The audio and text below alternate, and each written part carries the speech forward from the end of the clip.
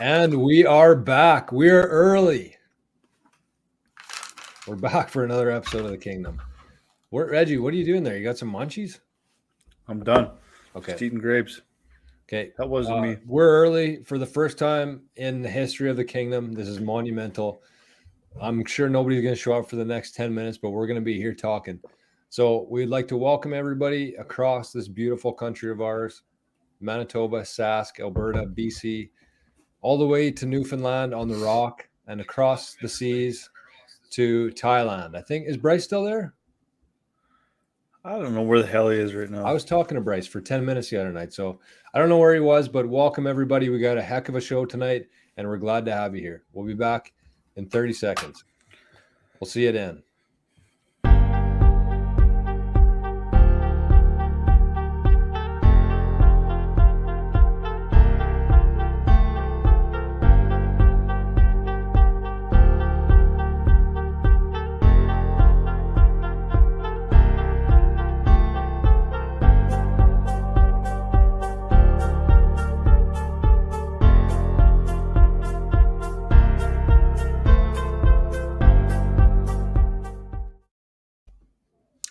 What is up, ladies and gentlemen? Welcome back to the Kingdom. As usual, my name is Drums, and I'm joined by the brothers behind King Golf, Regan and Joran Headley. As we always do, we'll send it up north to our man Reg, see what's going on up there, buddy. How's the weather? Hello, Got a weather hello, check-in hello. with you in a Hey, while. hello. Yes, the weather's cold right now. Beautiful on the weekend. Wasted an entire day inside on Saturday. Curled 3 games on Saturday alone. Curled 6 total for the weekend. So you can only imagine how many beers got drank at the patch, as I would call it, upstairs to the Dauphin curling rink. Rough weekend. Kind of just getting back into things on Wednesday. Sworn off the piss for a while here. Hopefully, Doubtful.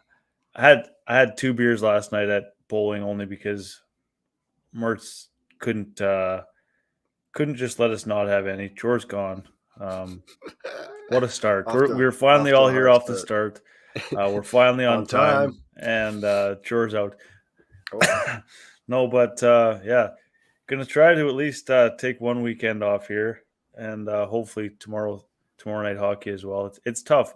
It's tough when your whole weekly schedule is around just having a couple of beers. But I'm on the waters here tonight, and we'll see how the weekend goes.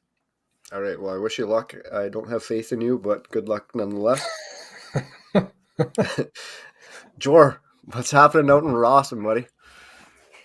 Top of the evening to you, ladies and gentlemen. Man, it feels good to be on time. Feels good to be a gangster. I cut out there. I don't know what happened, but just a little glitch. Reggie, you know what I was thinking of when you said that you were going to get off the sauce for a while? Morgan Wallen's new CD and his first song on the album called Born with a Beer in My Hand. You can't take the blame for this. You were born with a beer in your hand. So it's just the way things go. We're going to be talking about the Morgan Wallen album tonight. We might spend the entire show, 36 songs. What? But yeah, things are good. Things are good. I don't think anything could be better in the world right now. So we got spring coming. We got a good show tonight. We got the players this weekend.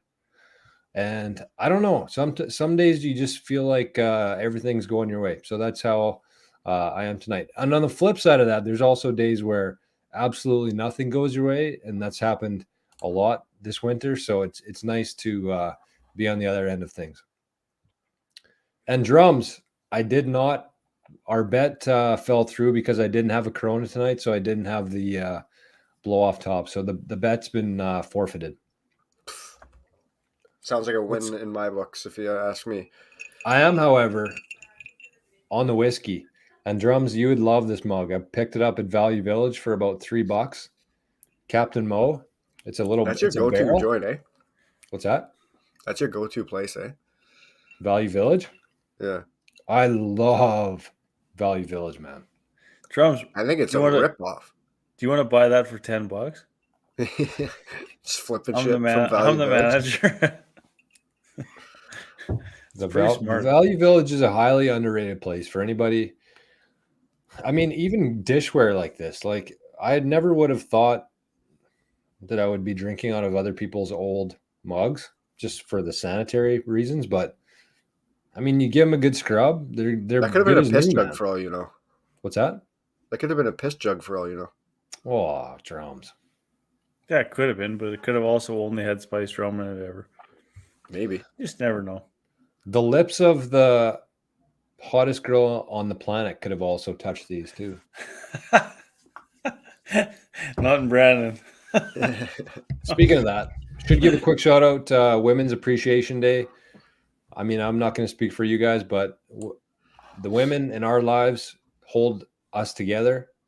We love you, and we would be lost without you. So appreciate you very much, and very thankful that God created a woman as well. Mm-hmm. Drums, what's up in Brandon, baby? Not much over here, boys. Coming off I a think cold? we're cooking into some nice weather. I saw it warmed up, probably about 10 degrees just during the day today. So I don't know. You see this weekend? Oh, don't tell me that. It's What? supposed to snow. It's supposed to snow like 10 to 15 centimeters here. Up there or down here? I don't know. I heard the old, the Aspen Insurance weather talk at work today. I Water hope we cooling. don't get what they're calling for. I hope it stays south. So that's what I heard. I heard it's supposed to stay south, but I don't know, man. We don't need I don't snow. know. We need I'm ready golf. for a change here. I got to pick up mom and dad tomorrow from the airport. They're coming back from Mexico. They did 3 weeks in Mexico, so I'm super jealous. Hopefully they bring the heat with them, literally. Mhm. That's all I got on the radar here, boys, but not much. Had gymnastics today. That's a complete gong show, but he's actually like taking part now, like doing some moves and some somersaults and shit. So it's progressing, and it's at least it wears off a bunch of energy before bedtime. He seems too young.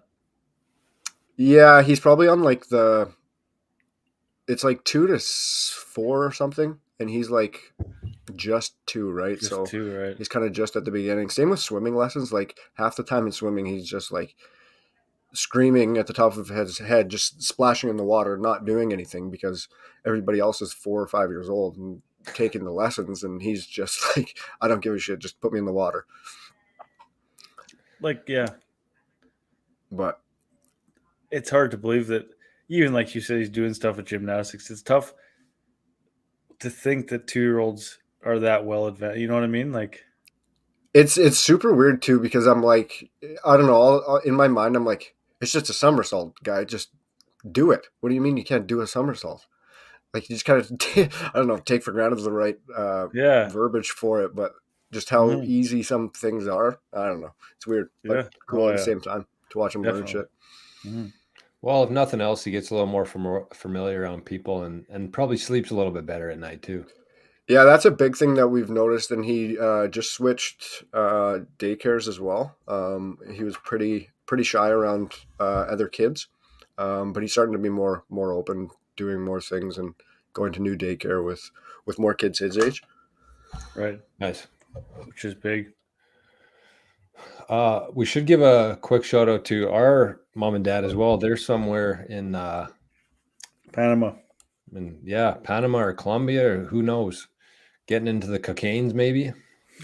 I don't think so. Well, yeah, let's hope not. But Just zipping rails and they're on their they're on their first cruise together in however old they are, 40 years old. oh, they're 40 years. cruising. Yeah, they're on a cruise. So they went through. They started in Florida. They went through Jamaica. They went through the Colombia and then through the Panama Canal, and I think they're in Panama now. So Nice. That's something that I've never even like. not It's on the never. radar. No, it's never tickled my fancy. I didn't think it would for me either, but I'm seeing pictures and stuff that they're posting, and talked to a couple people that were actually going to talk to mom and dad. Like they went on the same one before, and they kind of told me a lot about the cruise. It might be something I'd be interested in actually. Like there's a chino on the boat. There's a bunch of different like things to do. Bunch of bars. I mean, you get 15 drinks a day. Probably have to buy an extra 15. sixer or something, but and all the cool places. I mean, you get to go see all these places in a week instead of maybe over years. You know what I mean? Yeah, I'm not convinced either on myself. I like going on those trips, and you kind of scope out the land the first couple days, and then you find your hot spots, and then you got your go-tos. But you also don't do a whole lot outside of that as well. So I could see both sides of it. I'd probably be interested in doing it. I'm just not sure I would prioritize it ahead of other trips. So Yeah, like if you're just doing an all-inclusive and you're just staying on the resort, there's probably no difference between that and a cruise, really, right? right. Mhm. Yeah. Be interesting though. It seems like those cruise ships, I mean, as far as you could go in a resort pretty much in terms of touring around to different spots, it's kind of the same surface area on a cruise ship anyways. So I don't know. But anyways, hope they The only one got some safe. I What's was going to that? say, the only one I would consider is the Impractical Jokers cruise. I've seen that one. I love those guys though. Those guys are wild. Yeah. So they have like a cruise, like they host and do shows and stuff, and then they bring a Oh, bunch really? of stand-ups on. Yeah, so there's like big name stand-ups every night too. So That'd be it'd be sick. decent that way. Yeah. What about Disney? Hey? Would you go on a Disney cruise? No. You ever see that, the way people pronounce Disney? No, I thought that's you I think said it's D's solo. nuts. it's the D's nuts guy. Oh. Oh, is it? Disney, Disney, these nuts.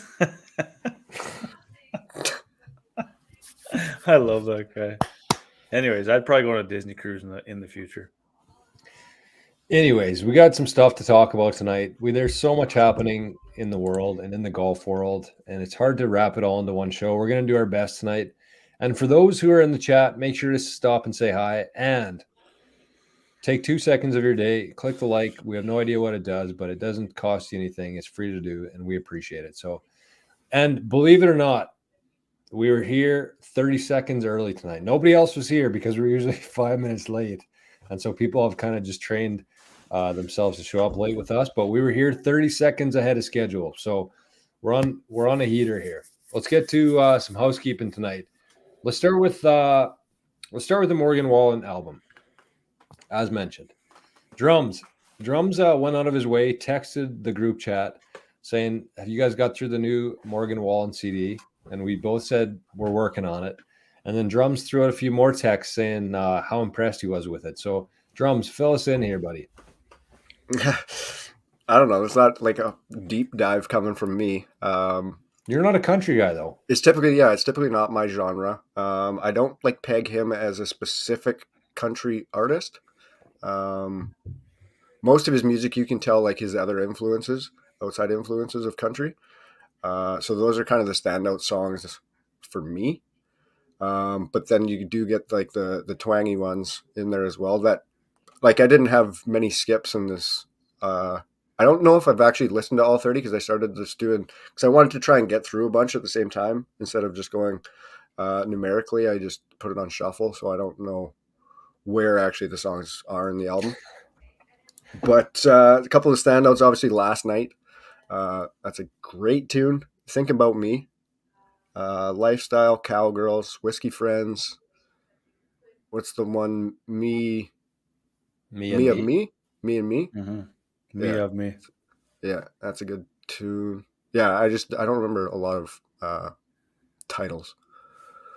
But yeah, I don't know. Like, is this majorly different from his other stuff? Like, I only know maybe 3 or 4 other songs of him. Yeah, I would say it is. I found like it had a huge variety of like different. It had some hip hop.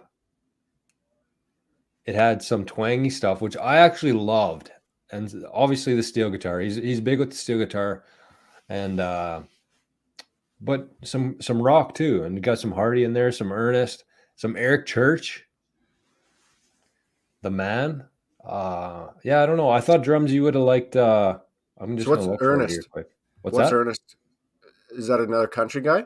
Yeah, That's on Cowgirls? Cowgirls. Yeah. He always goes on tour with Hardy and Morgan. Yeah, that's right. Who's opening for Morgan and Winnipeg? I think Ernest. those two. Yeah. Not Hardy. There's somebody else. Did you guys get tickets? No, I didn't want to pay that much. I saw him. I They were got my pretty fix in pricey. summer. Pretty pricey. What's drums? I thought you'd like that. Ain't that some? Mm-hmm.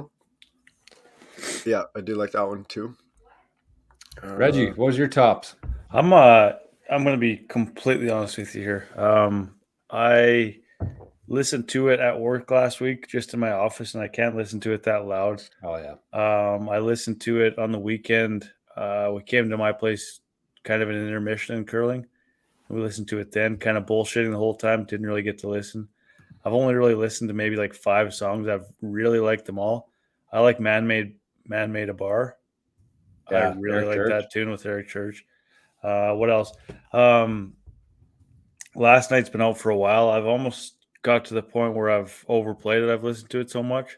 Yeah. It's so good though. Holy shit, like unbelievable. The Lullaby, that's a good Ain't tune. That Some is good too. Lullaby. I don't remember that one. Or what is it?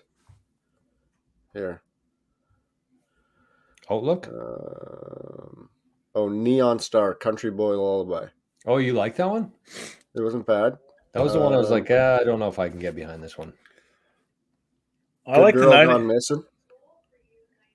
98 Braves is good because it's like it's kind of cool. It talks about the actual Braves that had that superstar team, and then 36 songs though. Yeah. 36 songs. That's way too much. That's so much. That's way too much.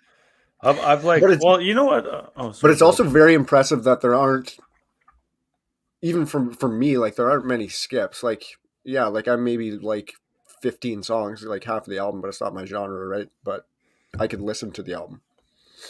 Yeah, I like the originals too that he put out earlier, like all the singles. Like, Don't Think Jesus. We've talked about that on here. I think that's still my number one. I love that song, man. Days That End in Wise, unreal too. Like that's a really good tune. The more I listen to it, the more I like it. But yeah, he's just solid. He always is. I don't know how many bad songs overall that I've ever heard him sing. Honestly, I don't. I honestly I had no idea. Sorry, I had no idea who it came from. The Voice. Mm-hmm. Yeah, that's wild. I watched like a clip last night. And I was like, Jesus Christ.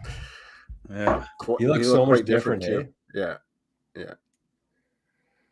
But like you could tell. I don't know. Like we think of like country as like farmer straight off the farm. Like he's like a city country kid. He is for sure. Mm-hmm. Right. Like he partied in the city, maybe grew up in like a rural area. Mm-hmm. Yeah. You can just tell by like the influences of even just the sound of the music, like the beats, the hip hop stuff. Lifestyle is a cool one because it basically takes the cadence off a hip hop song, Young Thug Lifestyle. Basically, it's just kind of sung in the same key and tune. I think he actually gets a credit on it. Is that on the CD? Yeah. Is it? It's called something else, but I call it Lifestyle. Oh yeah, 180. 180. Yeah. I haven't heard it yet. It's a really good CD. I think that I think it's going to be one of those CDs that kind of gets talked about for a very long time, especially if he continues in the same upward trajectory that he's in right now. I think it's a weird time to release it. How come? I think this is like a May release, so you just have bangers out in the summer for all summer from him. I kind of thought that too, but him and Hardy just both released theirs kind of at the same time. So I'm thinking there was something there with their tour coming up and stuff. I don't know. I guess it would have to coincide with the tour too, yeah. Wouldn't you rather have people singing all your songs on the tour instead of being like, these are the new ones we just came out with, like, or we haven't released yet and nobody really knows them? I guess it depends more on your label situation. Yeah. Because the label's going to put it out right before summer so that it's like the summer song. There's a song in the summer, right? Where if he's more in control of it, like you said, he'll want everybody at the concerts singing along to all the songs. So who came first, Hardy or him? Who's headlining? No, like who kind of popped off first? Like I don't know if I'd never heard of this Hardy before. Probably Week or a couple Morgan. weeks. Yeah, but Hardy wrote his stuff. Like Hardy wrote lots of his original songs. Right, so that's why Morgan Hardy was a popped songwriter. because of Yeah. I'm still Hardy CD is just like still on repeat for me. I just love it. Every hour of the day, it's blaring. Jordan, are you sure that Hardy's not with him in Winnipeg? No, I'm not. I'm not 100% sure. Bailey Zimmerman's with him too, but I think that it's the three of them. I thought it was him and Ernest. And Ernest. Do you guys Parker McCollum? Who? Oh, Is is it? Parker He's with, McCollum? yeah, I didn't think that either. I don't know. Chez is in the house. Welcome, Chez. do you guys know who our shout out to your son's birthday? Sure, let Trump. We cut him off twice. Oh, sorry. oh, I think it's me, like always stepping in too. I was just gonna say, do you guys know who Logic is, a rapper? Yep. So he just put an album out 2 weeks ago. There's a good song on there with kind of like a special guest on there. The special guest is Seth MacFarlane. What? The Family Guy? Yeah, unreal singer, like phenomenal singer, like classically trained, sings Sinatra, has like albums out and shit, and it's just a cool feature on a hip hop song. Check that one out if you guys have time. It's a really cool feature on just like a completely random pop up. That's wild, actually. Like, why? Why Seth MacFarlane? Doesn't he do a whole bunch of different voices though? So that kind of checks out. No, well, and it just sounds like Sinatra. There's quite a bit of singing in Family Guy too, if I'm not mistaken. Yeah, that's tons. true. Is he Brian? He's Brian Peter. Because Brian sings with Frank Sinatra on there, right? Frank Sinatra Jr. Yeah. Right. Colton Easton, our buddy, says you can tell Jordan is in his 30s calling them CDs. That's what I thought every time you said it, but I was like, well, whatever. They probably made CDs for it. Your disc. What are they called now? Even album? It's just album. I don't know. It's just on streaming, so it's like when was the last time you bought like a physical anything? Oh, I owe Chez $50. Forgot about face that. is turned white. Oh, I forgot about that. What did we even bet on? The Kings game? I love on the show. Was it the one game? I thought it was who finished better in the season. I also can't remember. I don't think that the Kings can catch them anyways now. But it had to have been 10 years at least from the last time I bought a CD or a DVD. I think the last one I bought was like 300, a Blu-ray at Superstore and like a clearance bin. That might have been when I was still at the digs. Yeah, DVD like definitely more current than an album. I don't even know like where my CDs are. Yeah, I don't know. I had Dallas Smith for some reason. I don't know where the hell I got it. And also, like even growing up, it's not like I purchased a lot of CDs with the Columbia House, baby. Yeah. Oh, I did. I had a lot of CDs. I had a whole rack. That was like the feature of my room was like my CD rack. But like once LimeWire was introduced, there was no need. Yeah, true. Burnt CDs, baby. Miss those days a lot. They're a lot simpler times, but we got a lot of cool stuff happening now too. And I was kind of thinking the other day, we've the podcast has been on Spotify since we started. It's kind of how we started. Then we started doing YouTube videos as well. So Spotify's been good. And now we got this new app called the Fountain app, which we're also on. And so you can download the Fountain app. You can search the Kngdom on there. You can find some old clips of Reggie's Stroke Savers, and you can listen to the podcast on there. And you can get paid in Bitcoin for doing so. But what I'm getting at here is like, imagine 10 years down the road. Drums, do you know how record contracts work? Like, are they signed for life or is it like a term thing? Depends. Like for the most part, it's usually like a term, like usually a good like period, maybe 10 years, something like that. Because usually, like if you think about it, like when when are artists successful? Usually it's within a 10-year period of when they come out, right? Yeah. So that's when the label's going to want to wrap them up as much as possible. I foresee those kind of going away in the future, and I think that if you could 100%. have an app like Fountain where the artists upload the songs exclusively to something like that, and people could send in sats, as they stream, and that's how they get paid.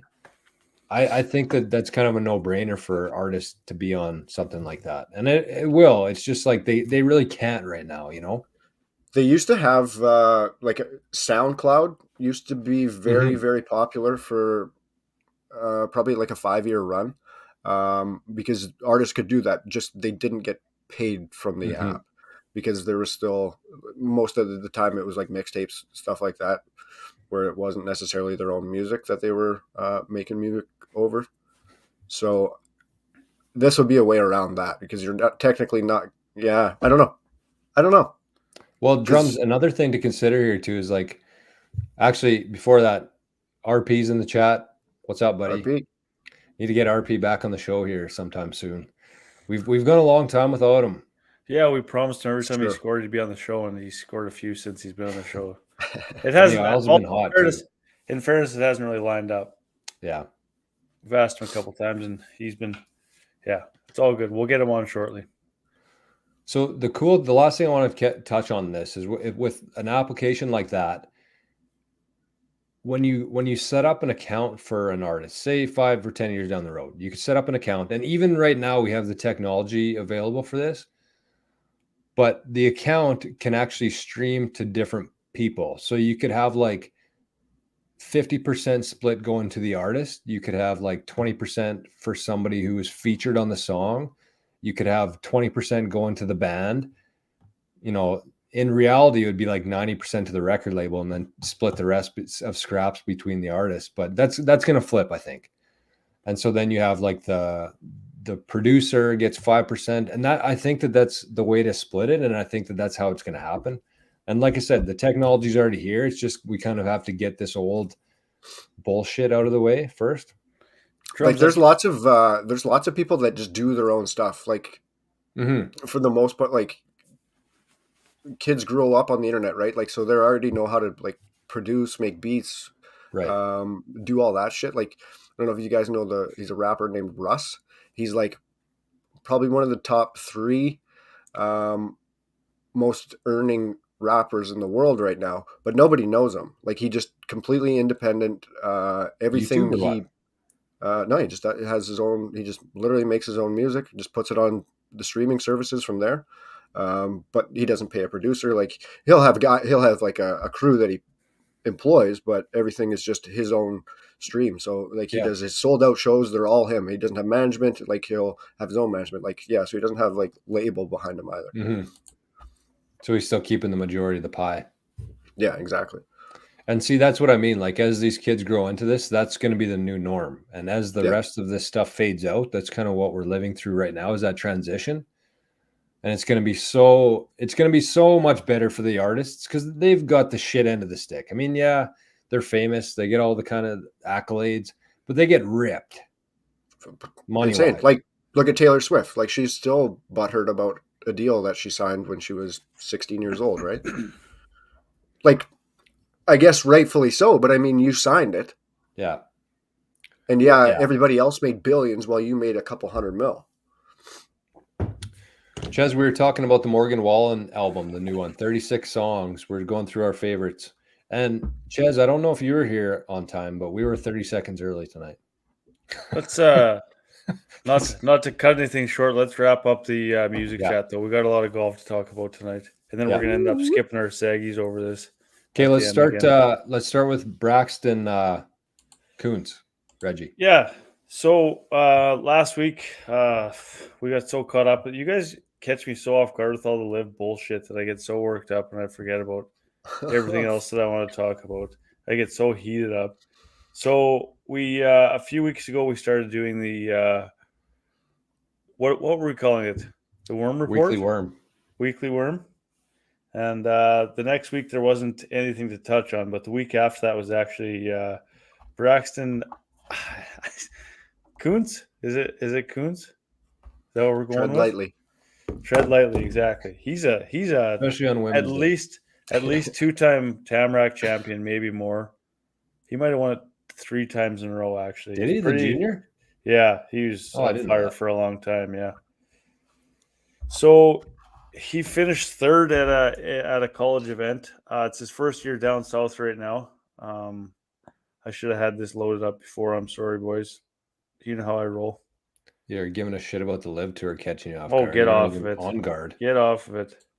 And we've actually got like shit popping off, and we can't even talk about it. So he won. He went 74, 70, 71 to finish at 1 under and finished fourth at the Gulf Coast Collegiate, 2023 Gulf Coast Collegiate. And What school does he go to? he is at Nichols State.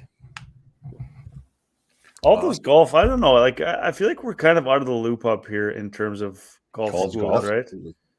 Like we really have Where's, no idea what's what. Where's he from? He's from Winnipeg. Winnipeg? Yeah. Yeah. Sick golfer though. Unreal. He's a lefty too, I believe, right? Sure. I think so. Yeah, I remember watching him as a junior because Reese always played against him growing up, and he was always like, I think he was 13 and he was like, or 14, he was the medalist and shooting like wild scores. Like he's been a very, very, very good golfer for a long time, and he's finally headed down south. So yeah, finished fourth in the tournament on the weekend. That's awesome. So shout out to Braxton. I think he follows the King account. Mutual follows maybe. Sure. All right. Yeah, kind of awkward. He who tagged us? Somebody tagged us in a post with him, and so we shared it on the story on Instagram. And he liked like whenever you share somebody else's story, it sends a notification to them, and he liked it.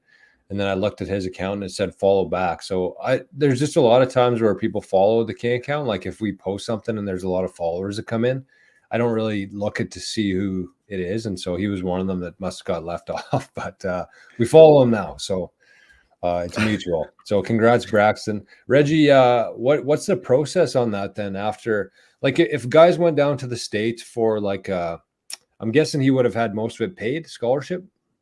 I'm thinking so. Yeah. So what's kind of the process after that? Because you didn't go to school and you still ended up on was it the Gateway Tour down there? Yeah. Like, is that kind of their next steps after that? Generally, I would say so. Yeah, most guys go from there to the Canadian Tour. I would think kind of the same pathway that Cockrell took, or like the guys in the very top guys in the NCAA, and then they just basically go pro right away. PGA. Yeah, like the very top guys like Rom and those guys. I was thinking I kind of want to talk about this now before I forget. Sure. I don't think that we really, obviously we appreciate it and we talk about it all the time on here, but I guess like watching the interview with that Akshay, whatever it is, I think somebody's told me how to say it on here before, but Batia or Beisha, whatever his name is. Oh yeah, sorry, Reggie, I didn't put that on the agenda. No, that's okay. He finally got his card, and he's been trying for. I mean, I think he turned pro when he was 16 or 17, and a lot of people kind of were like, "Oh, I don't know, I think it's too soon. I think he's overrated." And now he actually earned his PGA card. So when I was watching that interview, he got all choked up, saying like thanking everybody, and like got really emotional about it. And it is a huge deal to qualify to be on the PGA. Like it's a massive deal. So, and I think that we almost where I was going to go from that. I think we almost take it for granted, overlook it, like how hard of a road it is, and then in terms of like stuff that we know familiarity wise, like Cockrell, man. Think about the grind that Cockrell was on. Like we see it now, and we're like, yeah, it's sick. He's on the European Tour, and he's got his full card. He gets to play in those like Rolex Series tournaments now. Now think about this. Like he went down to university, and then he was grinding, and then he hits that Q school and goes over to the Euro Tour on the Challenge Tour and grinds his ass off there, and then catches a break, and then gets on the European Tour and grinds his ass off there. And now he's like made it, but they're like, we see that he's made it and it's sick that he's on that tour, but like, imagine the hours that guy's put in to get there. You know, like it wasn't handed to him by any means. Like he No. actually went through hell to get there, right? I think that's overlooked at times. Like it's super cool. And it really ties into the stuff that you've been talking about in terms of the expectations and stuff, for sure. For the amount of effort that those guys put into their stuff. But I mean, golf is a solo sport, so it is different in a way, but you can't overlook things like hockey, like, you know, Rip getting to the NHL to where he is now. And It's that incredible. didn't happen overnight. Right. It's and you've talked about that plenty of times of, you know, his path there and all the hard work. And it's the same as somebody starting a business. Like you start a business, you kind of got to go through it for a few years without any sort of real return or anything. And then, but you never see that part of it. You just see the end path, and you see Cockrell on the tour, and you see Rip playing with the Islanders against Crosby, and you see this business succeeding, but you don't see everything that went into that. And you just kind of think that, you know, that's how things go. But no, you're absolutely right. And that's a pretty good point, I think, to make on here. And then you see an interview like that. This guy's like been a highly touted like prospect of golf, a highly touted young professional for so long. And then he's been so close. He was actually lighting it up last year, and then he got a back injury. And then they show all the tweets and all the shit that people send to him on social media and all the shit people that are magnifies talking. it, yeah. Oh, you're never gonna be, this guy's a bust. Drums, I think you're on mute. I think you have been for a while. I was like, oh, Drums is quiet. Was he not the dude that had to rent a U-Haul van? Yeah, with his new honey or whatever. Yeah, because he was too young to order or to rent from Enterprise. To rent a car, right? Yeah. He just to see how much emotion goes into that. Like he finally did it, and it's like, yeah, I mean, that's got to be in a sense how Cockrell feels too. It's a different tour, but I mean, where he is now is his biggest goal that he would have had 4 years ago or 3 years ago, and now he's hit it, and now he's just like, he can play in whatever tournament he wants. It's incredible, actually, and overlooked, I would say, where he was 5 years ago. You kind of see that emotion coming from guys when they get into like the tour, they make their card. And then if they have a long stretch where they don't win anything, like any events, and then there's more pressure, and then you really see all of that emotion come out at the end of the tournament when somebody goes through 10 years without a win on tour and they finally get it, and all that emotion comes out at that time. That's where it comes from, right? That's sick. Yeah. And Lucas says people don't take into consideration the cost to play on those developmental tours like the Corn Ferry. You're paying $80K a year in travel expenses alone. And Reggie, without maybe getting too far into it, like you played in Arizona, you and Foxy for a while, and that's kind of what almost sent you home, is just the cost, right? And definitely. And so, like, what would an average weekend be there for cost wise? And you were staying with Grandma Joyce, sleeping with Foxy, so your cost would have been lower, but. Yeah, that living down there is obviously a little cheaper way to go about it, because it's all kind of in Arizona. Most of the tournaments are within there, so you can kind of stay at a central spot. Lots of guys just get a place there for the winter. But still not cheap, though. It's a buy-in tour, like Chaz said. Like anybody could play on it. You have to get approved, and then it's just. Oh, is it? I didn't know that. Yeah, and so.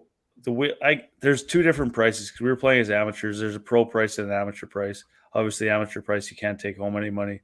Pro price you can. Still for us, I mean, it was probably like $1,000 a tournament, I would say, when everything's all said and done. What were you playing, the pro or amateur? Amateur side, yeah. How come it was just cheaper to do that? Well, we didn't have our green cards. Oh, I see. So we couldn't actually take money anyways if we ever would have done anything. So what would you have done there then? If we would have won money? We would have had to go through. Straight cash, homie. Yeah.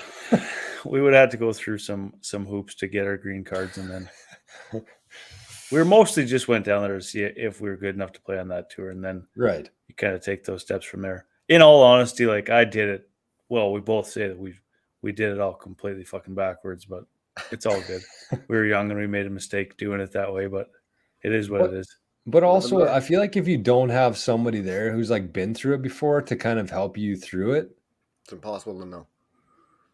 Yeah, the probably the biggest mistake we made was myself personally, I went out west and made like a complete overhaul swing change yeah, and did that and then just left the guy that was teaching us and went down south and then I had instruction every day for 3 months and then I went down south and I was just like, oh shit, what do I do now?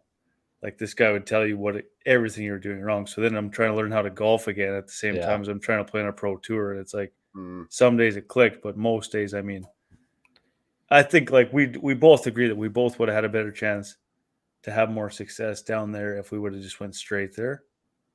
Because what we had to do in BC would have had to be like a year or two process to actually fully learn that swing, Yeah. or have a coach there with you. right. Full It buy-in. would probably be easier now with the technology, but yeah, it is what it is. It was a fun experience, but we definitely did it the wrong way.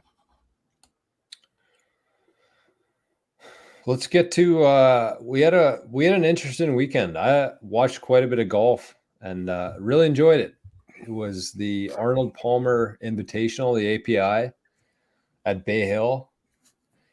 The Kitty Cat got it done. It was good to see. There was lots of I think we tweeted about it, but it was really impressive to see a guy who's never won before kind of emerge from that group of people, the group of firepower that was kind of at the top there.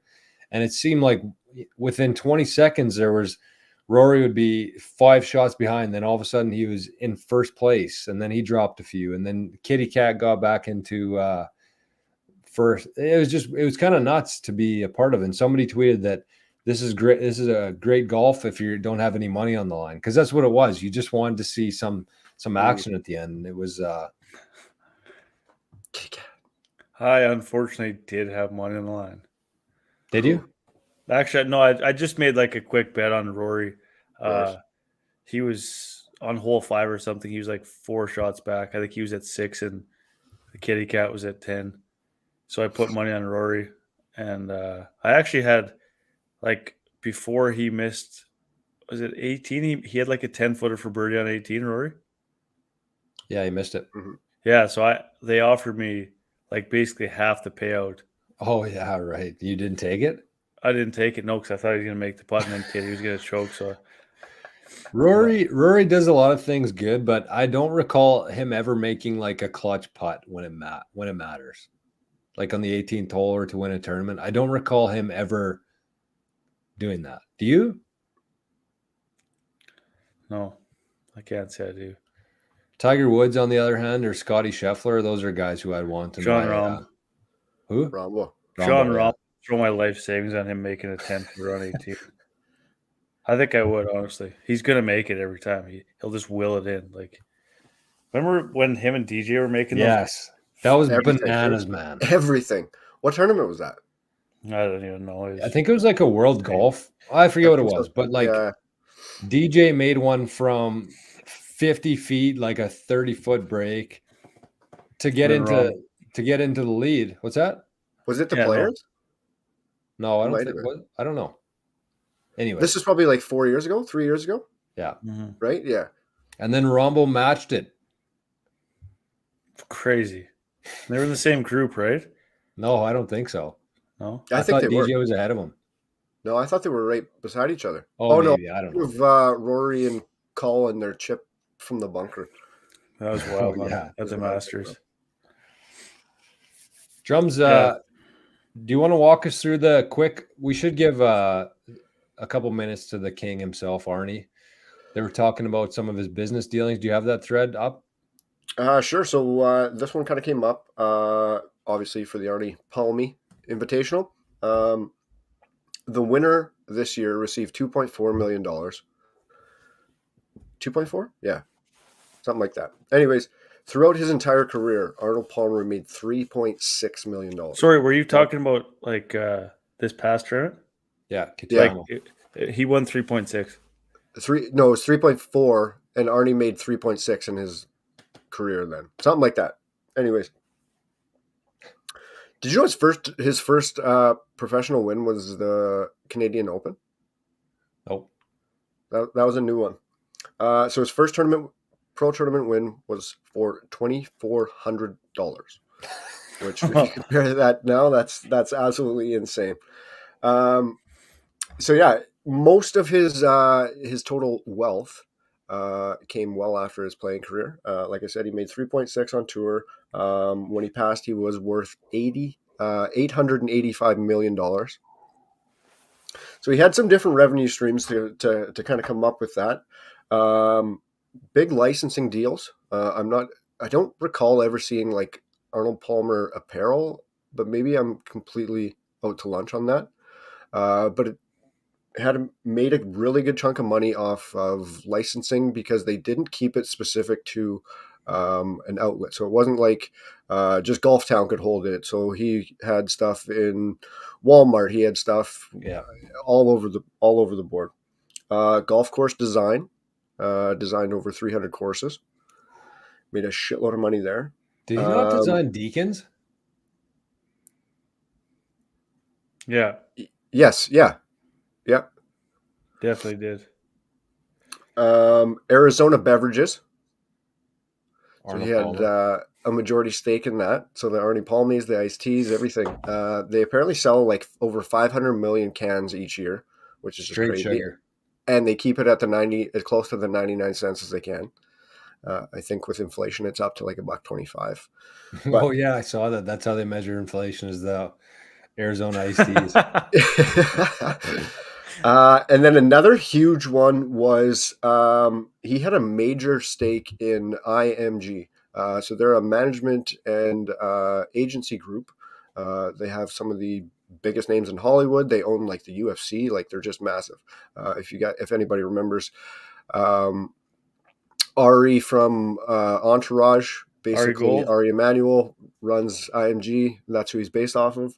And that's a cool story. The guy that was running IMG at the time back in the day did a handshake deal with Arnold Palmer before they were any kind of, and they were barely a blip on the map as an agency group, and just did a handshake deal with him. Arnie joined on with them, and in return he received like a major stake in the company and made tons of money just being associated with them that way. And then the other one was co-founder of the Golf Channel. I think you've mentioned that a couple times on here. I didn't really ever hear that before you mentioned it, but he was a co-founder, helped kind of raise the funds for it using his name and stuff, and then they sold. This would have been like early 2000s to Chromecast or Comcast, which was kind of the major right.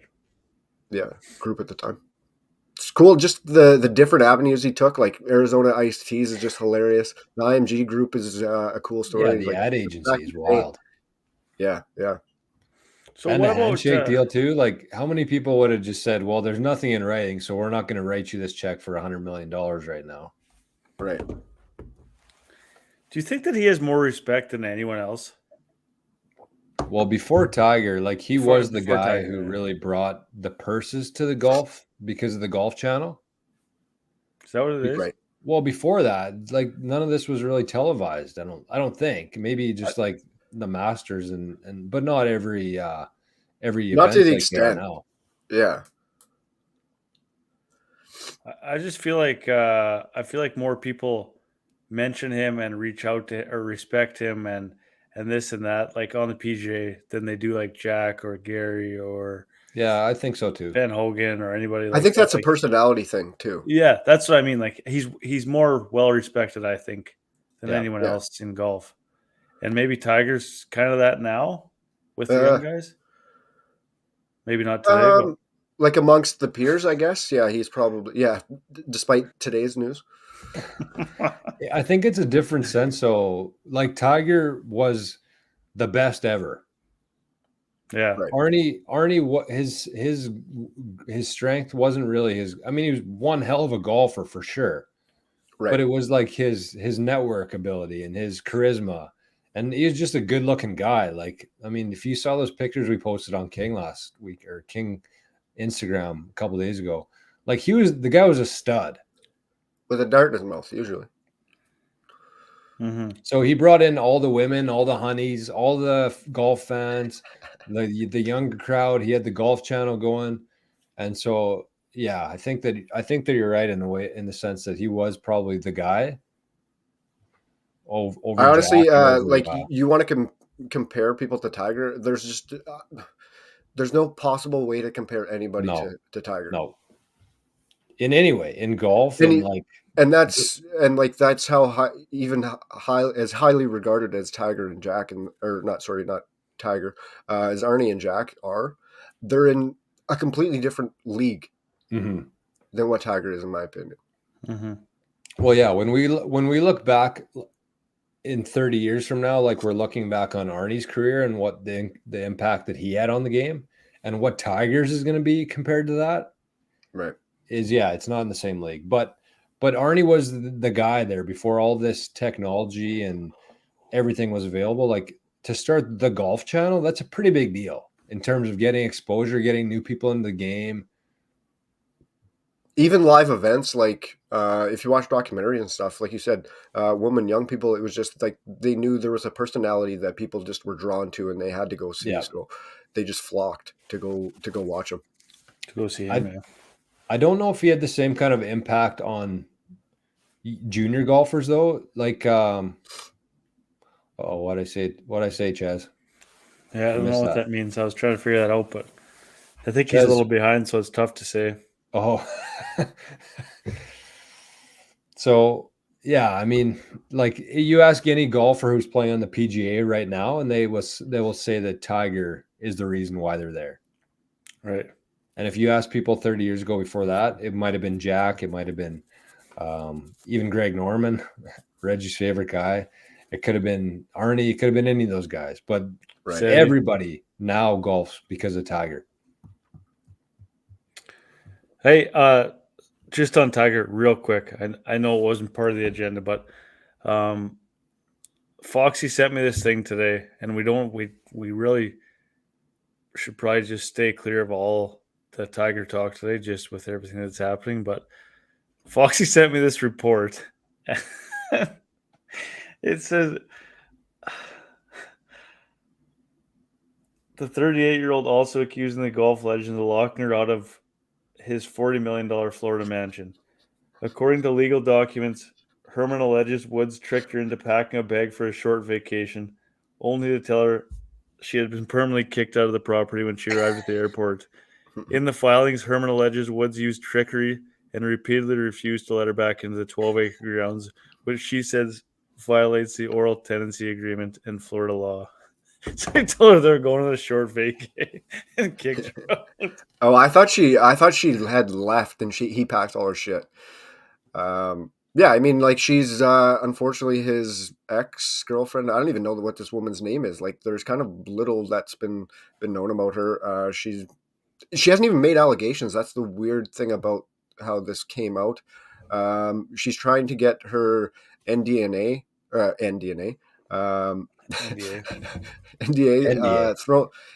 thrown out on the basis of potential sexual assault, but she's never had filed allegations. She's never done any police reports, anything like that. So it's a really confusing one. But when you read kind of more into the stuff, like Reg said, like it might be a big story of a woman scorn, maybe. I mean, I don't want to go down that road on Women's Day, but I don't know. Just also at the same time, I'm in the boat of people are innocent until proven guilty. Yeah, that's my thing too. But I will back it up by saying if anything comes out that is true, then fuck Tiger Woods in my mind.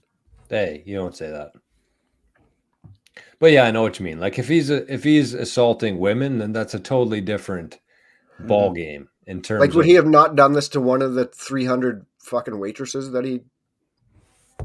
Yeah, you know, like that's where my mind goes. That his girlfriend always just seems like a dustpan to me. Like she just seemed like she was just kind of scraping by and like just there for the limelight. And as soon as he probably didn't have the the courage to just tell her to beat it, and so he had to trick her into leaving. Like that's how much of a I don't know. That just says a lot to me about what kind of relationship they had. Like it almost seemed like she was just like hanging around, and he didn't really want anything to do with her. Or like I said earlier, tinfoil hat conspiracy. Liv pushed her to do this. Yeah, Greg got in her ear and told her to throw this shit out. So I don't know. We'll see what happens, I guess. That's Reggie's conspiracy theory. Yeah, I didn't hear what you guys were saying, but that Liv's paying the dustpan to sue the dustpan. Jesus. Okay, we got so 2022 FedEx. Yes, that is my bad. Rory did make he had a huge 18th hole there, and he made a bomb, I think, to win it. So I eat my words. I wouldn't, but Rory went. We got to talk about this a little bit later on. Yeah, Rory's we got to get into this. We're 8 years without a major. We're running fucking late here already. Mm-hmm. Should we skip Netflix tonight, maybe? Could. There's a lot to talk about. There is a lot to talk about, and I think we should do our segments too. Okay, well, let's keep Netflix in the back pocket though. Okay, we'll let everybody make sure that they finish, and maybe next episode we'll do like we'll close out the last 3, and then we'll talk about we'll maybe do a rankings of the episodes. I don't know, or just talk about our favorite and least favorite, favorite moment, low light. We'll figure it out. But yeah, let's keep things moving along here. So yes, Ches, you're right. Rory, 8 years without a major though. That stat made my head explode. I did not know that it had been that long. Makes that sorry. To steal from the show, like he said, like it feels like I'm going for my first because it's been so long, right? Like you could have had a gun to my head and I wouldn't have said 8 years. I would not have either. Too long. I would have said 4 maybe. Yeah. Yeah, it makes that loss at the Open last year even worse. Like, fuck. Told Cammy. Yeah, hate to see that. Fuck. Okay, let's talk about the players. On that note, okay, hold on. You think Cam shows up? Is Rory overrated? Yes. Absolutely not. Yes, he is. Absolutely fucking not. Absolutely not. He's carried like he's Tiger Woods, but he's not Tiger Woods. I don't think he is. Like he's propped up to be the next Tiger Woods or the heir to Tiger Woods. I just think the expectations are too big for him. I'm not saying that he's not good, anything like that, or he doesn't carry weight everywhere. Just not as big as he's kind of hyped up to be. I don't know. I disagree, but I think he's like, obviously I do. I mean, you could still say that he's overrated and still have that, that he's a really good, one of the best players in the world. But I don't know. I'm kind of on the fence too. I will say, like, he gets hyped up in all the majors and everything, right? Usually he throws a dud out the first day and then has 3 phenomenal rounds. So yeah, but that doesn't mean jack shit though. Right, but maybe that's just one day in my opinion, but still he to keep up with a legacy, you have to win. He has not done that major wise. I mean, he's won 3 FedExes, yeah. I know what you mean. I don't know. I don't think he's done yet either, though. That's the other thing. No, he's not even close. No, and I think that once he gets that next one, I think that he'll probably win 3 or 4 quick ones after that. I would say he's got 3 or 4 in him still. 3, 4, or 5, I would say. Well, like look at Phil. It was late in his career, right? And Rory's in good shape. Like Rory's peak right now, I would say. Yeah, Rambo's a force right now. Holy cow. Okay, it's hump day. Rambo's a unit, hey? We got 12 people in the chat right now. So everybody, if you're getting humped tonight, if you're humping, click the likes. If you think you're going to get humped tonight, I forgot you're on the whiskeys till that comment. What? Who's humping tonight? Who's humping tonight? I said I forgot you're on the whiskeys till you made that comment. Okay, let's get to the players. Okay, tell us what's happening to the players. Give it. Did you guys see that flyover video? Mm-hmm. A little bit, yeah. Holy shit. Sexy. That fired me up for this weekend, man, honestly. Like, that's sick. The Players is better than the PGA, in my opinion. Yeah. Just Like- the way they it's better than pretty much everything but the Masters in terms of production. Yeah, It's probably in incredible. production. It's so good every year. Like, it's incredible. You might even take it over the U.S. Open. Yeah, definitely. Not the British, though. The only I would say downside the was British. the Golden Boy golfer bullshit that they rolled out that one year. Yeah, They I just hope done he's away not with. back But this year. yeah, I've heard. I saw that he's not. So that was wild. The Golden Boy was wild. We should give a quick shout out to the 2022 champ Cam Smith, since the Players Should we? refuses to acknowledge him as a past champ. Should we? Yeah, he won. You think they've refused to show him as the past champ? They have his club in the pro shop. They have a shrine for him in the pro shop. He just can't play. And He's not dead. I don't know why it's a fucking surprise that he can't play. Like, they literally signed. They knew going to the Live that they couldn't play in PGA events. Like, they knew, and all of a sudden it's a big. Nobody's it's a big surprised. shocker The fact that he can't play. Nobody's surprised. It's just an insane fact that last year's winner is not there. Yeah, but it is what it is. Like, Yeah, no, he I'm knew with that. you. Like, we've It's known just that an for a insane year thing. that he wasn't going to be there. Yeah, Right? no, Like, that's not what I'm talking about. I'm just talking about like all the promo videos that they did, like showing JT holding the trophy instead of Cam Smith. yeah, what are they supposed to do? Do you want them to show Cam Smith? I mean, the guy Why bailed on their not? tour. He won Why would they Well, show yeah, him? they would never show him. That's nuts. Why would they? Yeah, because he won. And why is there so much talk about him this week? Who gives a shit? because he's not there. probably He's the gone. third best player in the world. Yeah, but he's not there. Like, he's not. I don't know Like, what to tell you. it's just. I don't know it's why just you're fucking shocked that people wanted like this. He's an amazing golfer.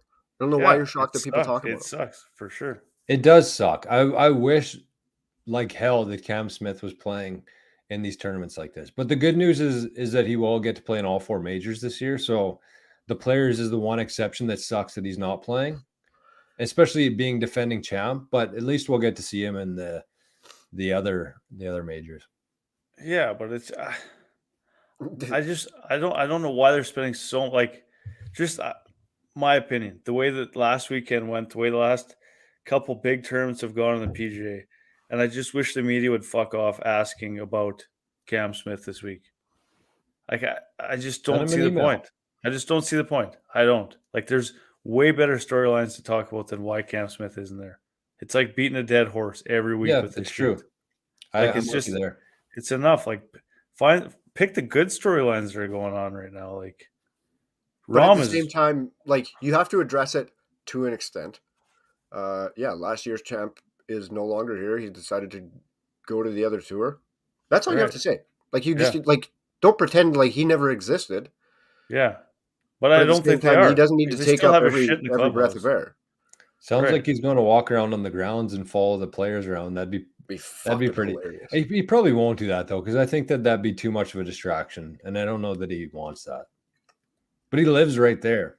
Yeah, that doesn't seem like his style to me. No. Lucas Jensen says the Players should be moved back to Mesa so they can bake the course. With it in March, the course plays so soft.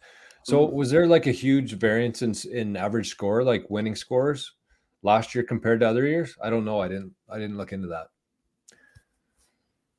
That's what we have. It was funny last night in the 88 Sats Discord there, Reggie. I said, is Cam Smith playing? I can't find him on the tee sheet. And Roscoe was like, are you serious? And I was going to say, man, I have a golf podcast. Do you think that I'm not aware of this shit? And then I was also going to say, although the majority of things that I say on air are wrong and it's proven wrong by the people in the chat, but I still have a golf podcast. So yeah, I knew that Cam Smith wasn't going to be there, Roscoe. So I'm expecting that Lucas will be able to tell us what the difference in scores were, but that's a good point. Basically what I'm saying is like, yeah, Players is always at this time of year. Yeah. No. Yeah. Yeah. It used to be in May. No. It was always just just a couple of weeks before Masters. Am I wrong? Who's wrong here? I thought that's true, but maybe I'm wrong too. No, it was May before for sure. I don't think so. I think he's just saying you move it back to when it's Oh, it wasn't May. and cook it. Ches says Easton the says it media's wasn't doing May. their job. Reggie's tweaking. No, if Reggie's tweaking. Huh? He said of Reggie, but he meant if Reggie's tweaking. Sick spelling, bro. Don't you guys Sounds think like, that though? Ches is caught up at least. What's that? Don't you guys think that though? Like, just What? let the storylines this week, all the players that are there. Like, I don't know. Just But everything. they're Yeah, not I gonna, mean- though. talking about Cam Smith. They're not gonna. Depends who it is, like journalist-wise, I guess. Like there are still guys that are pumping everybody else in the world up, right? Or anybody else on the tour up and trying to get the good stories. Yeah, I don't know. It's an unavoidable topic when the reigning champion has gone to another league for whatever reasons. It's going to come up. I'm not sure why anybody's shocked by it, but I 100% agree with you that there's a million better stories that could be taking up everybody's airwaves. Mm-hmm. Did you guys see Kyle Porter's CBS tweet? Probably. If I would have been on the whiskey last night, I would have been sending some fire from the Kngdom account. Did I retweet it? About Rory? Which one? Oh, Rory is. I feel like we don't give Rory enough credit for the job he does. He spent did. 7 hours in an executive meeting, and he still did. finished tied for second. I think I did retweet it. Okay. You can tell who's paying people. You can tell who the PGA is paying and who the independent people are. Same as yeah, we won't go there. But you can tell where the money's coming from. Who's talking about what? Did you read the rest of that tweet? What? The Tiger was actually one giving Rory credit and saying that nobody gives him. Yeah, enough I read credit. it. I kind of But do agree with it. you think that CBS hasn't given Rory enough credit for the job that he's done? I don't know. I We don't watched know. an entire fucking episode of a Netflix show about it. I don't know. Like we'll get into it next week. Yeah, they make it sound like sitting in a conference room for 7 hours is like a torture. Like that's what most people do their entire life every day. It's not that big of a deal. Yeah, I got nothing. I got no comment. But I will actually, to piggyback off something that he said on the Netflix show, I think everybody's getting a little soft. And I think that's a fucking wide-spreading statement. I was going to say that too, and I maybe should save it, but we talk about the players that we like more or less after watching those episodes, and I honestly liked Rory a lot more after watching that episode. But that still doesn't change the fact that he could be overrated. He's definitely not underappreciated by the PGA in any sense of the word. But I can still understand where he's coming from. But we'll dig further into that next week. I see Rory as like like the nerd at the company who's like there at work every day, like 10 minutes before everybody else, just like guys. loyal to the company. And that's just his life. And he knows the entire company's history and good guys. You want guys like that to have at your company, but you can't, everybody's not like that. And you can't give the same sort of expectations of everybody. So Ches was taking the doggo for a shit, Reggie. He's typing with one hand. I see that. Reggie, do you have a stroke saver tonight? Because I kind of do as well. So I'm going to either piggyback off yours or... I'll just go ahead. No, you go. I've been talking too much. Or are you still rattled about Rory? No, I keep forgetting because I say stuff and then I don't know if I've said it before on here. The stroke saver? Have I talked about each hole? Like every hole? Oh, I don't know. You've had like 100. You're at 100 episodes here.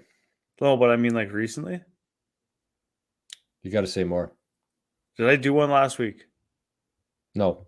We ran out Okay, of time. so We were like an hour and 45 minutes last week. okay, so anyways, the stroke saver this week is treating each hole as a new challenge. Like each hole on the whole course. No, you Is this can't your look guy back. again? You can't look forward. No, I just found this looking through the internet. I can't even give a shout out to anybody for it. It was the same guy that covered the 10-yard rule by Tiger, but this Oh, is yeah. just a different version of it. It's just each hole is a new challenge, and if you take the round like that, you're not thinking ahead to the next one. You're not thinking back to what you did the last hole. You literally get to the tee box of that hole, and that's your goal is to make a par. I mean, it seems crazy, and you always want to try to make a birdie because you might have made a bogey on the last hole, and you want to try to make up for that, or you might have a tough hole coming up, so you think you got to take advantage of this one. But if you just treat each hole, I'm adding to it because he just said treat each hole as a new challenge, but I'm saying treat each hole as a new challenge to make par on that hole, like just that hole. That's the main name of the game. You're not trying to make up for shots that you fucked up on the last few holes, and you're not trying to think ahead to what's coming next and trying to load up. But yeah, what do you guys think of that? I really like that. Well, you've talked about the fact that you shouldn't be trying to make birdies, Yeah. right? And that kind of ties into this too. Once you start getting into chasing birdies, I think that's the decade approach that says that maybe, or I don't know. Yeah, I'm not sure. But, the typical saying in golf is like just one shot at a time. But I feel like it's pretty hard. It's a lot harder to take one shot at a time instead of like one hole at a time. It seems more Mhm. manageable to take it one hole at a time. But how many times are you on the golf course and you're like, okay, I bogeyed one, I bogeyed two. You're like, oh shit, I really have to birdie this hole because coming up, I don't have a whole lot coming up for birdies. Yeah, you're thinking too far And ahead. you try to press it, and instead of just playing it how you normally would, you might rip a driver and try to cut the corner. You might do this because you're already thinking what happened already and what's happening in the future, and you try to do everything at once instead of just playing solid golf throughout. You know what I mean? Hmm. I don't know. It's a really hard concept because I know for myself, I'm always thinking about like the holes coming up and like for example at Gilbert, if I go through 5 and 6 even par, like I'm pissed. Like really, because those are two birdie holes. But I just made two pars, and the objective of the whole game is literally to make 18 pars. And I'm Right. mad that I parred those holes. But like other holes, you're absolutely grinding your ass off for a par. But those you're mad. And I don't know. If you just take the hole as a challenge just to make a par, I mean, you do that 18 times, or even so if that's your goal and you take each hole like that, then you're gonna end up shooting lower scores in the end, just taking it one hole at a time. I think you focus on that instead of trying to make pars. Like, just Mm-hmm. you might have said it on here before, or I've heard somewhere else recently, but like just play the best shot that you can and score the best that you can on that hole. It doesn't really matter what the par is because that's somebody else's opinion on what you should score there. Mm-hmm. All Yeah. you can do is just hit a shot the best that you can. If you hit it shitty, you forget about it, and then you hit the next one the best you can, and you Mm-hmm. try to get into the hole. Like Mm-hmm. I like that part of it, and that's kind of where I thought you were going with it in terms of a challenge. Well, that's basically what it is. I mean, you're challenging yourself each hole instead of the whole round trying to shoot a score. You're going to each hole. Yeah. So focusing more on one hole at a time versus what you Right. want to score Then for the whole the round. big picture, yeah. Yeah, and focusing too much on that. And I think overall it'll actually lower your score. Because I mean, just as an example, I always throw Dad under the bus on here, but I don't want to. But like we'll be on like hole 2 or 3, and Dad will be talking like he's like, "I'm gonna get hole 11 today. Like I'm gonna have a good hole on hole 11." And I'm like thinking to myself like that is like 7 holes in front of us, but that's where his head is. So he would benefit from something like this. Honestly, For he would sure. like just be in the present of that hole. Yeah. I feel like it's a I, really good in between the one shot at a time and the whole round itself. Like it's a lot. I feel like it's a lot more manageable to A lot take more one hole. manageable, yeah. Yeah. I don't think it's a shot at your dad. I think that's just the mentality of most Mm-hmm. weekend golfers, weekend duffers, right? Mm-hmm. Yeah. Ches says you have to take what is given to you, and you can always make it up for it on the next shot. True. True words. Maybe we should start getting a Ches segment. Chez's segment. Oh, we got another one here. Ches says Walter Hagen said 3 bad shots and 1 good shot still equals par. Exactly. That's the challenge part of it too, right? Because you're never really out of it until the ball's in the hole. And so Bagger you never pants. know what's going to happen. And no, I like that, Reggie. Drums, you want to go? Because I got a golf one too, so we can break it up here a bit. Sure. I just got a few you see this. Have you guys seen this Ja Morant story? Oh. Nope. So if you don't know, Ja Morant is probably the best or second, maybe third best player in the NBA right now. Yeah, I've heard of him. Absolute stud. And he's getting himself into a bunch of hot water. So he's got some police reports and some allegations of assaulting a 17-year-old at his house, physically, not sexually. I think we have to clear that out every now and then. So I guess they were playing like a pickup game at his house. The kid might have said something to him, and Ja just like teed off on him, beat the shit out of him, goes upstairs, comes out with a gun, pulls the gun on the kid, and tells the kid to basically beat it. So the kid like filed a police report. And then there was another situation where Ja's mom was at a Walmart, and apparently the checkout guy had like a smart mouth with her. She went home, told him that the guy was a bit of a dick at the counter, and he came in into Walmart with a bunch of his boys and a few guns in tow, and we're trying to get a hold of the teller to like fuck the teller up. So there's one story of, I forget what team it was, but it was like the Pistons or something, but they were leaving on their team bus from a game, and one of the guys in Ja's entourage had like a scoped pistol and was pointing it at the bus, so he had like the laser dot.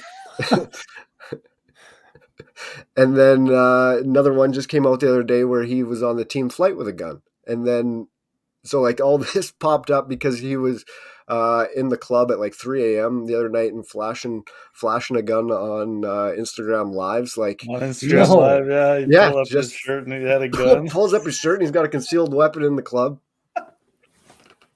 And this is like the best player in the NBA right now, making what a league. hundreds of $1 million a year. And he's about to completely fuck it up. Literally fuck up the entire thing. Just absolutely nuts. He's in trouble? He got suspended indefinitely, whatever that means. It might just be until shit blows over, I guess. Like, no real, like, charges against him yet at this point. But the way he's moving is... Yeah, the way he's moving is fucking wild. Yeah, sounds like he's on a bit of a heater. He's on a heater, yeah. Another one was Kanye. Don't know if you guys saw this one, but 2 months after Kanye came out as Hitler's spawn and being dropped by anything and anyone that was associated with him, including Adidas. Adidas is now back in the mix, allegedly working out an agreement for him to come back on board, as they were projected to lose over $1.8 billion from dropping Yeezy's line. So apparently they're back again okay with his shenanigans. Just money talks, apparently. Just that's hilarious to me. Not even crazy, it's just funny to me now. Yeah, it's not surprising. It's not surprising. Like, everybody knew that. I don't know even why they did the theatrics of dropping him, because they're not walking away from $2 billion a year. They probably lost that because DJ dropped him. Yeah. And then the only other things I got is a couple of good stand-up specials to check out on Netflix. One is, this guy might be new to some people, Andrew Santino. His special is called Cheeseburger. It's a good one for probably maybe a guy that people haven't heard of yet. And he's probably an up-and-comer that'll be a name to watch. And then the other one is Jim Jeffries' special. I've seen him live in Winnipeg. He's kind of an all-timer in my books. He's got a phenomenal long bit on Greta, so that makes it worth it in my books. Sharpener? Like, so it's like a running thing for like the whole theme of it. Oh, yeah. Like I he love mentions those. her in the end. And then, Yeah. yeah. Comedians find a way to do that. Hey, they bring it up just kind of casually, do a segment on, and then tie it in at the end, wrap it up. Yeah, I got to check out. Chris Rock just did one, and it was Mm-hmm. it was a live special on Netflix. Yeah. They did it on Saturday night. I was invested in the UFC. John Jones made his big comeback at heavyweight, which he absolutely murked the guy, which wasn't surprising.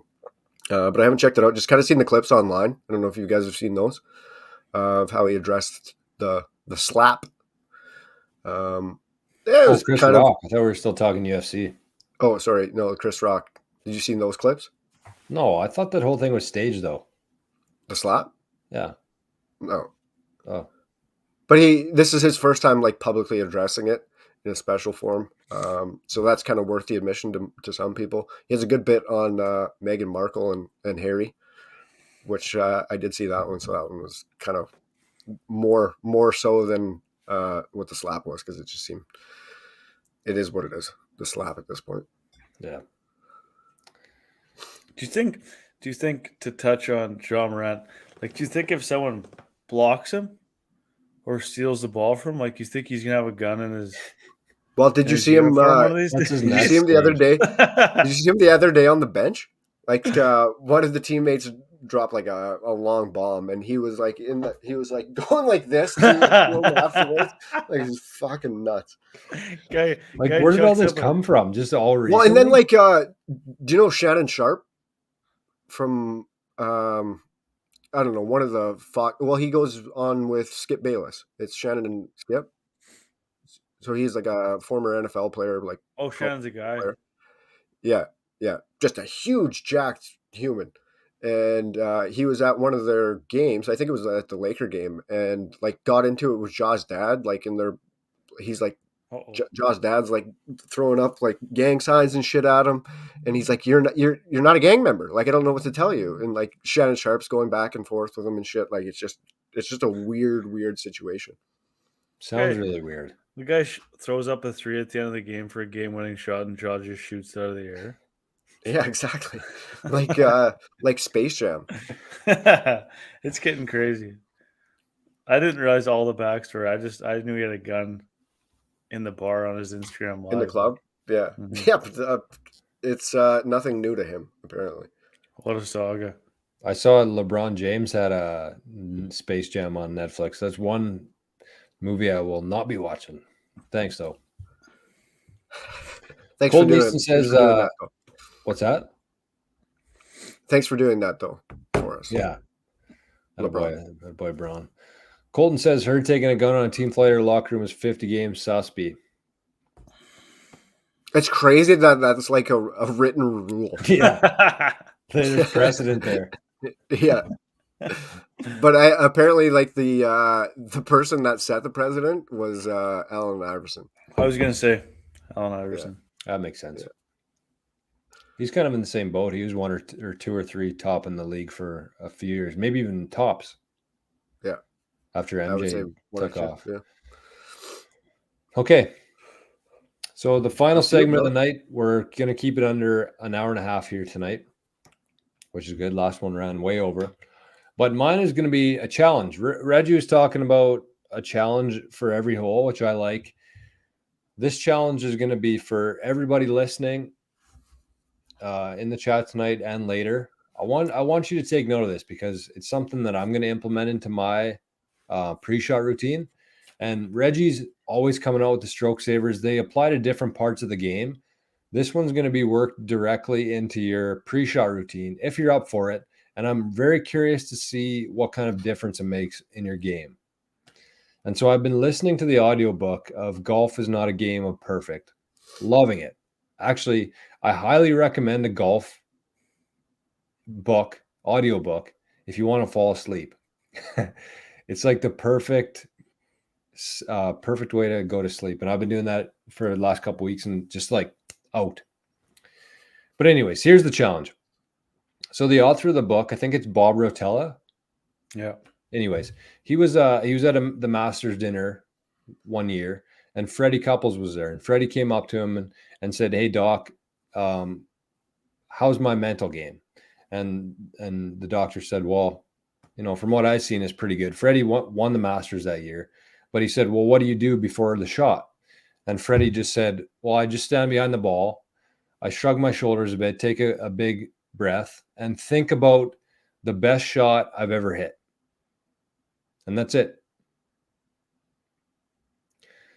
So that's one part of it. So instead of like trying to think about swing thoughts and all that kind of stuff, just think about and you might actually have to like think about this and try to remember the best shot you've hit. And it might vary course to course, but if you can ingrain that into your mind to think about the best drive you hit, the best iron shot you hit, the best wedge shot you hit, the best putt you hit, and before you hit the ball, think about that.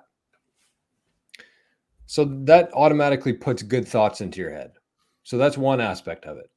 And the second thing is that he said that when you're going to hit the ball, the most important thing you can do is make sure that your head's clear. And it's impossible to clear your head, but he said that the best way to do that is by finding a target in the distance and finding the most specific part of that target. So it would be like a leaf on, I mean, I have bad eyes, so I won't be able to spot a leaf, but like a branch on a tree, instead of just like a tree or the right side of the fairway, like find a branch and really focus on that. So then that clears up your mind. If you're focused on that, it frees up your swing. So I'm encouraging people to try to implement that into their pre-shot routine, in the sense that you're standing behind the ball. You don't really need to do anything with your shoulders, but envision the best shot you've ever hit specific to that situation, that club, and do it. Like, start doing it every round. Otherwise you'll forget about it. And then when you address the ball, look at the target, very specific target, lock that in, and that's where you're going to be thinking about. And it's worth a shot, right? I feel like if guys actually implement that instead of doing it once or twice and hitting a bad shot and forgetting about it, like do that consistently before every shot and just see what happens. Like I'm guessing for myself, if I implemented that, I would drop at least 2 or 3 strokes around. Because I don't do that right now. I have so many thoughts going through my head, and the wind and the this and that. And instead of just thinking like the best shot you've ever hit and just like let your body do that, because it's done it before.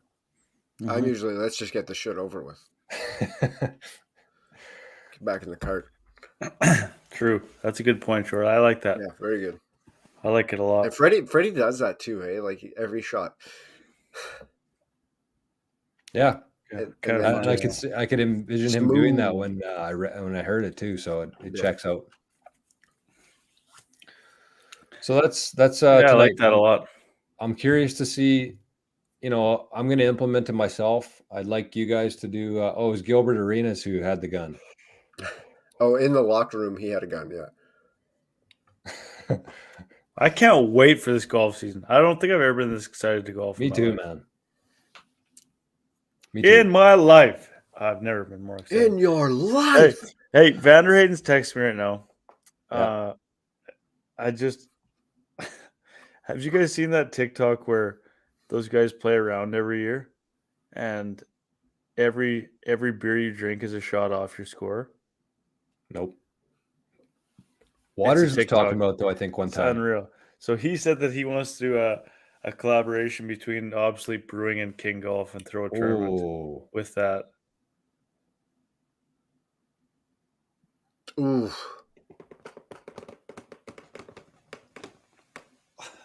So I think we might be onto something here. Like you got to do teams, right?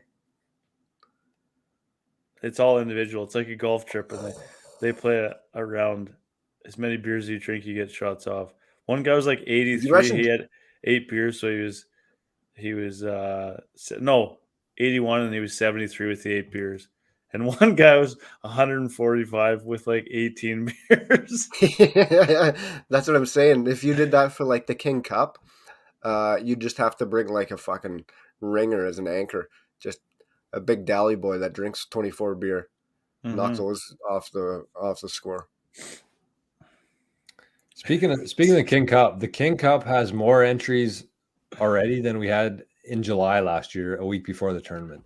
So if you're listening to this, if you're thinking about playing in the tournament this year, please do not sleep on it. Same with the 88 Sats. We have over 50 members now, and once we get to 60, once we get to 70, there's going to be some panic setting in. So if you're considering either one of those, don't wait on it, because let's just get it done. Let's move on, and let's all have fun. Ches says he thinks about baseball like stepping up to the bat. Think outside the box. That's interesting. Never heard that one before. Yeah, I like that. But you can't question the Ches, the second place winner of the King Cup last year.